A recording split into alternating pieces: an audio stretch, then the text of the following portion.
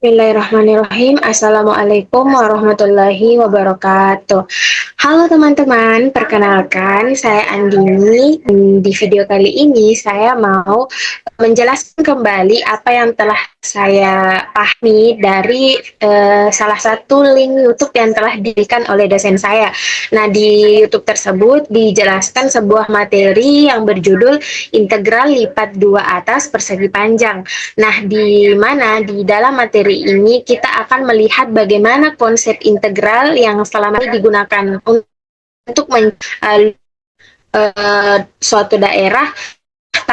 Pada penjelasan kali ini dikembangkan lagi di mana integral ini akan. Nah, biasanya kan integral itu yang familiar kita tuliskan bentuknya seperti ini ya teman-teman. Integral dari A ke B fx dx. Nah, seperti ini kan. Nah, untuk mempermudah membayangkannya, kita bisa melihat sebuah kurva y sama dengan fx.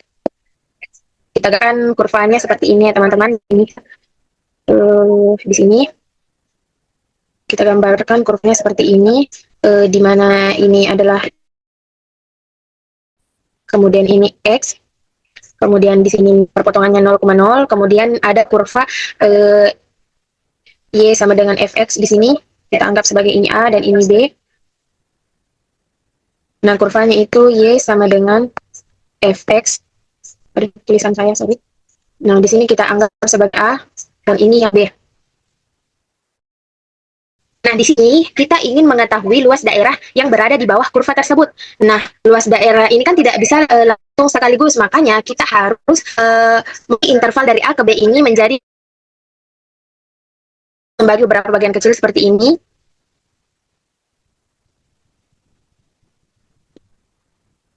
Nah, seperti ini dipotong menjadi N bagian. Nah, dilihat di gambar ini kan tampak seperti potongan-potongan tipis yang berjajar dari kiri ke kanan. Nah, pada setiap potongan kecil ini dibuat seolah-olah menjadi persegi panjang, teman-teman. Ini kira-kira sini ini sudah persegi panjang begini. Jadi kita buat seolah-olah itu adalah persegi panjang. Nah, seperti ini kan persegi panjang. Jadi luas di setiap persegi panjang ini yang akan dijumlahkan. Namun setelah dijumlahkan hasilnya belum sama persis dengan luas daerah yang sebenarnya. Tapi kan hasil perjumlahan atau dari sigma ini memberikan pendekatan yang cukup celah antara kurva dan persegi panjang menjadi semakin sedikit. Nah, akibatnya jumlah luas seluruh persegi panjang semakin mendekati luas daerah yang sesungguhnya. Nah, proses perjumlahan seperti inilah yang disebut sebagai jumlah Riemann. Jadi ide utama integral sebenarnya berawal dari proses membagi daerah menjadi bagian-bagian kecil seperti ini, dibagi menjadi bagian-bagian kecil. Nah, proses membagi daerah menjadi bagian kecil inilah yang kemudian dijumlahkan atau disigmakan. Nah, nah, nah kemudian muncullah konsep luas. Itulah yang sering kita pelajari tentang integral yang familiar kita gunakan. Di video link YouTube yang saya tonton itu muncul sebuah pertanyaan seperti ini, kira-kira pertanyaannya, mana jika yang ingin kita hitung itu bukan luas melainkan volume dari suatu benda. Dari integral lipat dua mulai diperkenalkan, dan itulah materi yang akan saya paparkan pada video kali ini. Kalau kita sebelumnya membahas tentang kurva y sama dengan fx, teman-teman, nah sekarang kita membahas suatu permukaan yang dinyatakan dengan z sama dengan fx, y. Untuk mempermudah kita bisa menggambarkannya, gambar itu kira-kira seperti ini. Begini. Aduh, garis lurus ya. Kita hapus dulu ini.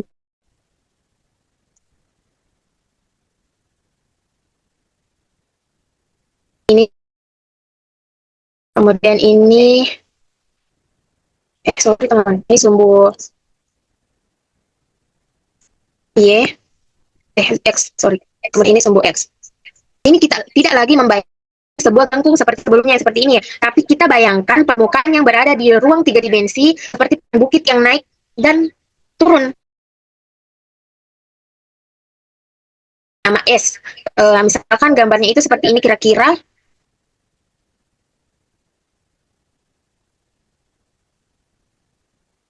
Nah, di bawahnya ini ada seperti persegi. Bisa membayangkan di bawahnya. Di bawah ini ada persegi seperti ini.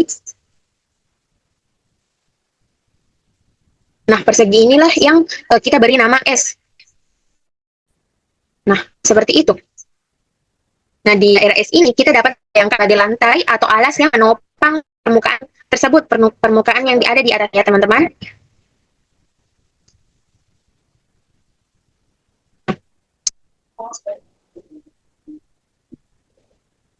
Pertanyaannya adalah bagaimana cara menghitung volume ruang yang berada di atas permukaan dan alas tersebut. Bagaimana cara menghitung volume yang ada di atas permukaan dan di antara permukaan dan alas tersebut. Kira-kira volumenya di sini yang mau kita hitung. Nah, ide yang digunakan masih sama seperti pada integral yang telah kita tulis sebelumnya, di mana sebelumnya itu interval dibagi menjadi beberapa bagian kecil. Nah, sekarang daerah persegi panjang S ini dibagi menjadi banyak kotak kecil. Jadi kita bisa gambarkan kembali seperti ini. Seperti ini kira-kira. YX 0.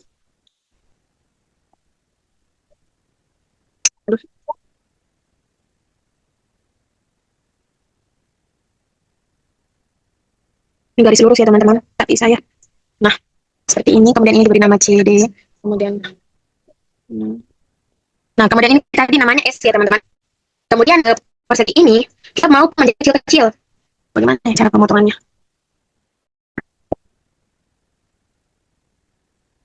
Nah, seperti ini kita mau potong menjadi kotak yang kecil.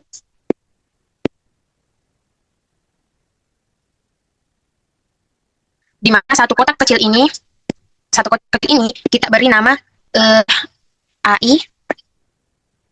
Kemudian luas kotak itu kita beri dituliskan sebagai delta AI. Nah, delta AI ini menyatakan luas kotak kecil ke I. Nah, pada setiap kotak, pilih satu titik yang akan mewakili seluruh kotak tersebut. Jadi, pada setiap kotak ini, kita pilih satu titik ya, teman-teman. Kita pilih satu titik. Seperti ini, misalkan di sini kita titiknya. Nah, di ini disebut sebagai titik E dan dinotasikan sebagai XI, YI. Perlu diperhatikan bahwa tanda bintang ini bukan operasi perkalian atau operasi lainnya ya teman-teman, tapi tanda bintang ini hanya menunjukkan bahwa titik tersebut adalah titik sampel yang dipilih pada ke I. Nah, bayangkan memilih satu titik di dalam setiap kotak. Nah, untuk menyamakan pilih di bagian tengahnya sama saja ya. Di begini, kita pilih di tengah kotak saja. Nah, titik-titik tersebut inilah yang kemudian digunakan untuk memperkirakan tinggi permukaan pada kotak tersebut. Dengan kata lain, satu titik dipilih untuk mewakili seluruh kotak kecil. Nah, jika titik sampel itu ditarik ke atas, di ini, jika kita ke atas, bisa kita gambarkan seperti ini.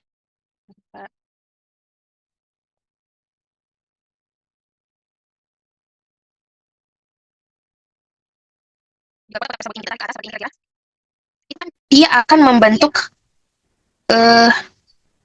balok kecil. Nah, gitu. Dia akan membentuk balok kecil seperti ini, di mana tinggi balok kecil tersebut kita tuliskan F X I, Y I. Itu teman-teman. Jadi X I, Y I ini merupakan tinggi balok kecil yang di batas kotak tersebut.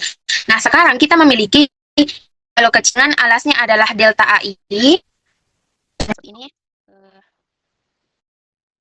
balok kecil.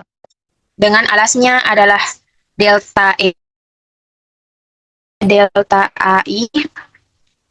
Kemudian tingginya adalah F X I, Y I.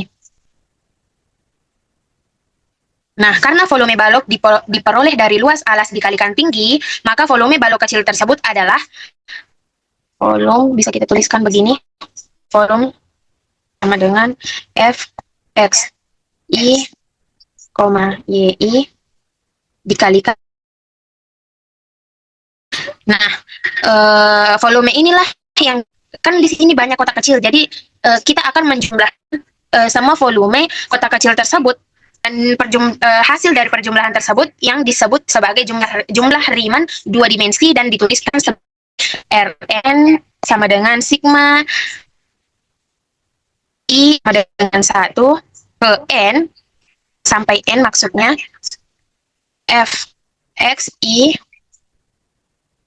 Y I dikali dengan delta AI. Nah, perlu diingat ya teman-teman, hasil dari ini kan masih berupa pendekatan, bukan hasil yang sebenarnya. Jadi semakin banyak balok kecil yang digunakan, pendekatan diperoleh. Oleh karena itu, ukuran setiap kotak semakin kecil. Ketika kotaknya itu semakin kecil, maka dia akan semakin mendekati dengan hasil yang sebenarnya semakin kecil. Dan mendekati 0 diperoleh definisi integral 2 lipat, teman-teman. Definisi integral 2 lipat bisa kita tulis seperti ini. Ketika kita buat semakin kecil, mendekati 0,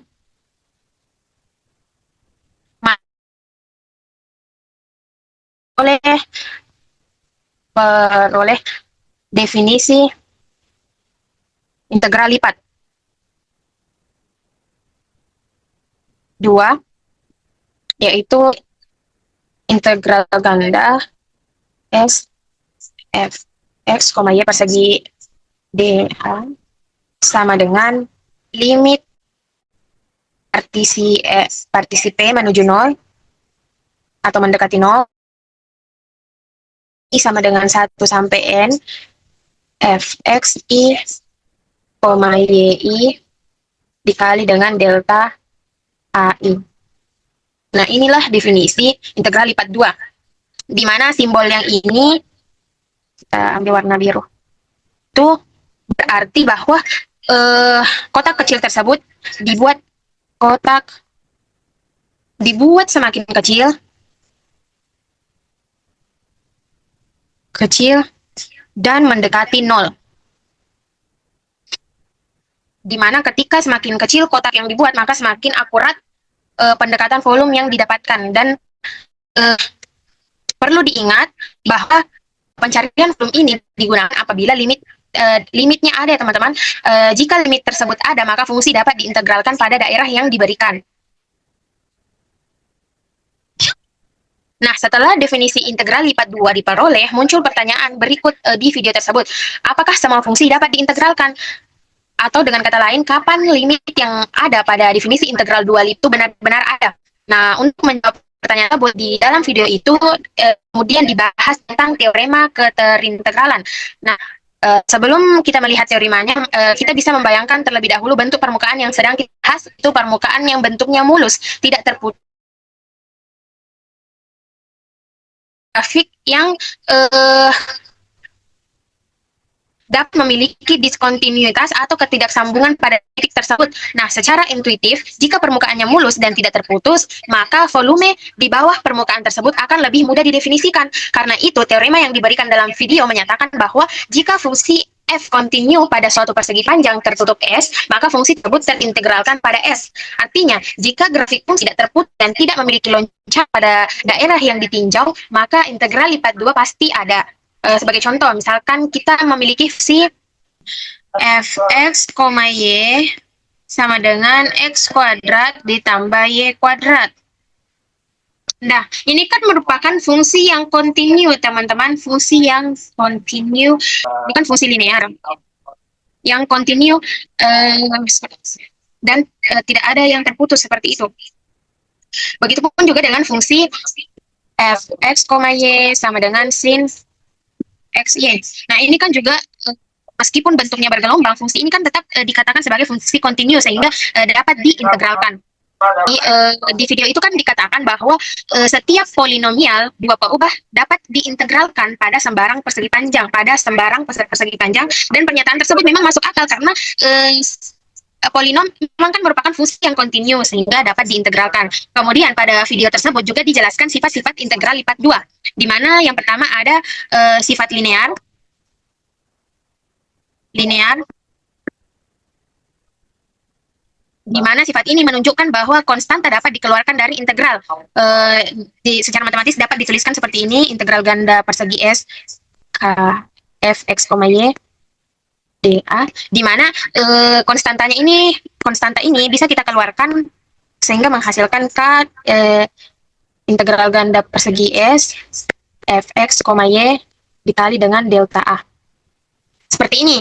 Jadi seluruh nilai fungsi yang dikalikan dengan suatu konstanta K, maka hasil integralnya juga cukup dikalikan dengan konstanta yang sama.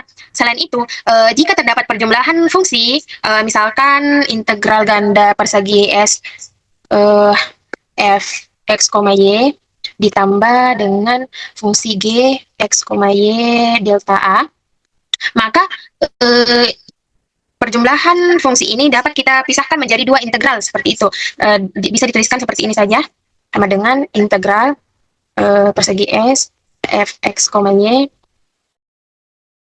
tambah, ini kan tadi di sini, ditambah dengan integral ganda S g x, y dA delta A. Seperti ini teman-teman. Jadi bisa dipisah.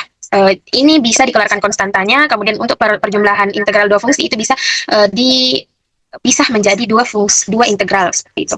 Nah, sifat ini sangat membantu ketika kita menghadapi fungsi yang cukup rumit ya teman-teman, karena fungsi tersebut dapat dipisah atau dipecah menjadi beberapa bagian yang lebih sederhana. Kemudian sifat yang kedua,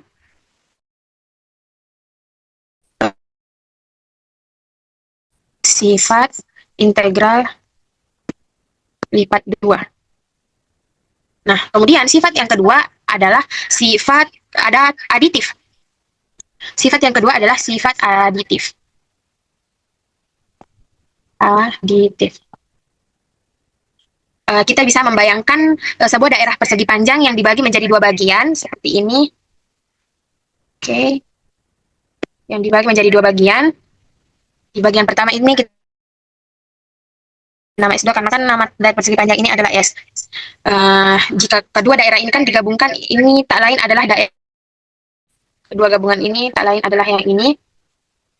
Nah, volume di atas seluruh daerah S tentu sama dengan jumlah volume di atas daerah S1 dan S2. Secara matematisnya itu bisa dituliskan seperti ini: integral ganda S F delta A sama dengan integral S1 F dA ditambah dengan integral ganda S2 F delta A.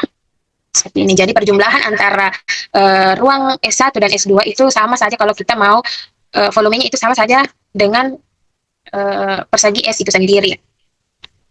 Kemudian sifat yang ketiga adalah sifat monoton. Nah, untuk memahami sifat ini, kita bayangkan ada dua permukaan yang berada di atas daerah yang sama.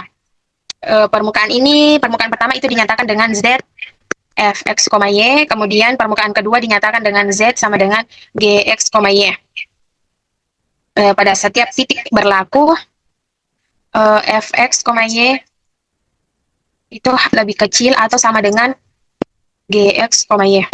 Nah, artinya permukaan pertama selalu berada di bawah atau tepat berimpit dengan permukaan kedua. Nah, jika demikian, maka volume di bawah permukaan pertama tentu tidak mungkin lebih besar daripada volume di bawah permukaan kedua. Karena itulah berlaku sifat monoton, atau bisa dituliskan sebagai integral ganda S F delta A sama dengan lebih kecil atau sama dengan integral persegi S G delta A. Nah, sifat ini sebenarnya sangat intuitif, karena semakin tinggi permukaan, maka semakin besar pula volume yang dihasilkan. Adapun di dalam video tersebut juga diberikan satu contoh penerapan jumlah Riemann. Contoh soal penerapan jumlah Riemann. Di mana di video tersebut kita diminta menaksirkan nilai integral, nilai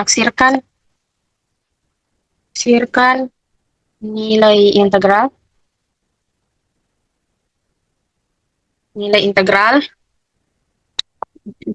ganda S 64 kurang 8x ditambah y kuadrat per 16 delta A.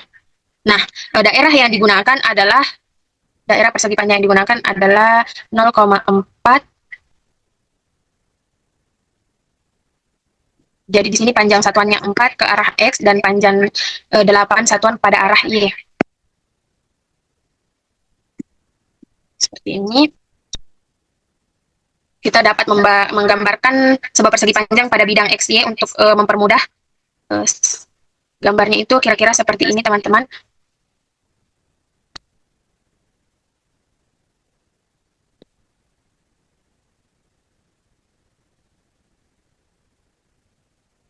Kemudian ini kan Y, kemudian ini X. Kita gambarkan persegi S terlebih dahulu. Di sini titik perpotongannya 8, di mana X-nya itu 4, dan Y-nya itu adalah 8. Kemudian kita bagi persegi panjang ini menjadi 8 persegi panjang yang sama besar, sehingga kita dapat menuliskan seperti ini. Sorry. Nah, ini kita bagi menjadi 8 yang sama besar. Anggap saja ini sama besar ya, teman-teman. Kemudian uh,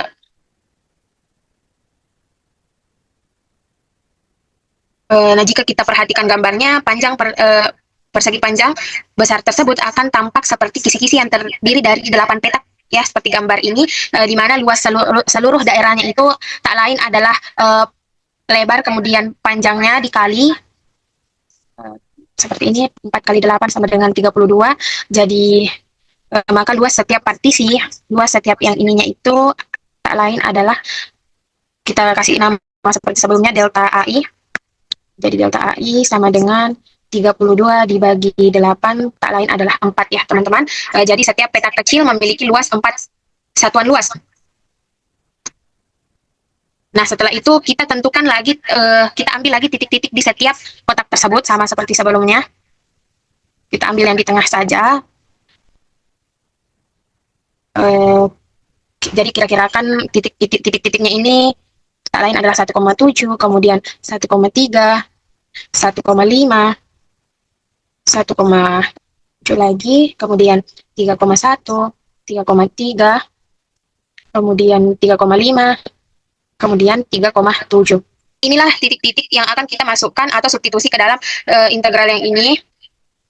Di sini 1,1 ya, teman-teman, sorry. Di sini 1,1, oke.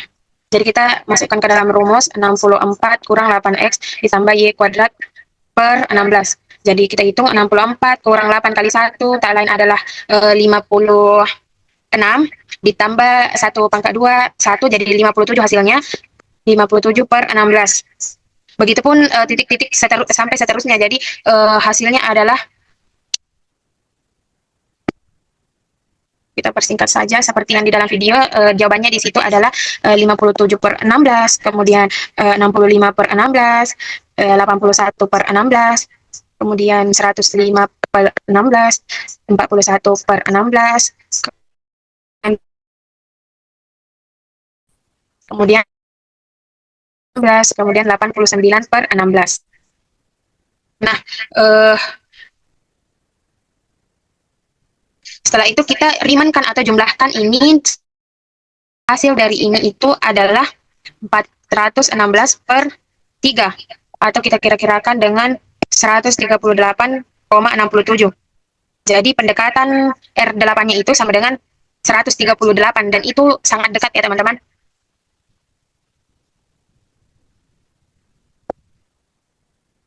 R8-nya itu sama dengan 138, dan ini sangat-sangat dekat. Kita bisa masukkan ke dalam rumus yang ini.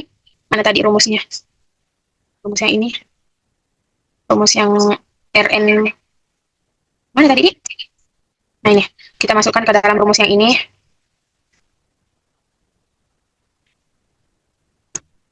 Ini.